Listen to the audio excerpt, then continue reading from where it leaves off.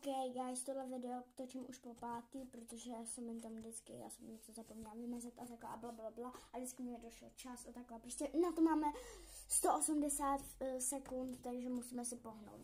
Budu hrát na klavír se hrou Čerešně, když se zamiluje konce ve prdnu a budu hrát to, co jsem hrála na vystoupení klavíru.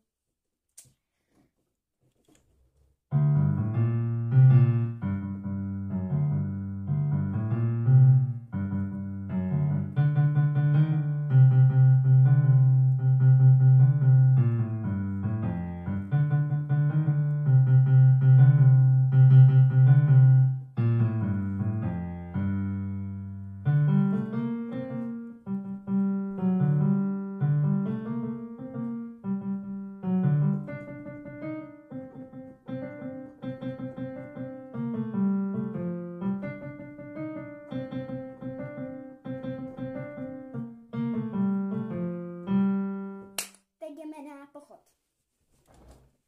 Musím šoupnout. A jsem ještě v pyžamu.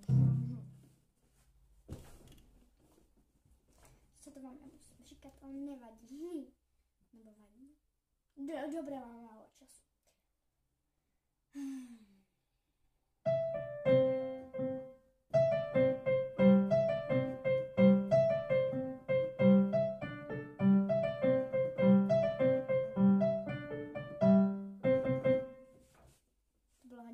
A hodně špatný. To je jedno, teď jdeme na finskou melodii, to byl pochod, takže finská melodie teď bude a první byl Lej Čerešně, jsem to neříkala. Jako říkala jsem všechny ty písničky, které budu hrát, ale jako, no jsem říkala, co budu hrát na klavíru, ale neříkala jsem, co bude prostě, no to je jedno. Teď bude prostě finská melodie.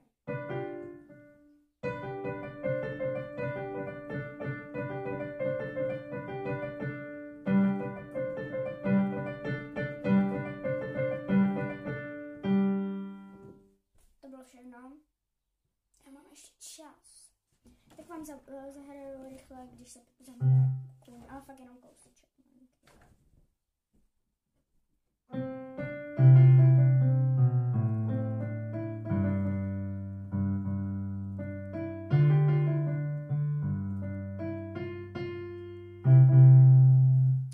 To je všechno, co jsem vám zahrála, protože jinak by nám došel čas. A my máme ještě tak nevím, 10 vteřin. A já se s vámi loučím, doufám, že se vám tohle video líbilo, doufám, že neumím hrát na klavíru hnusně, doufám, že umím, takže ahoj!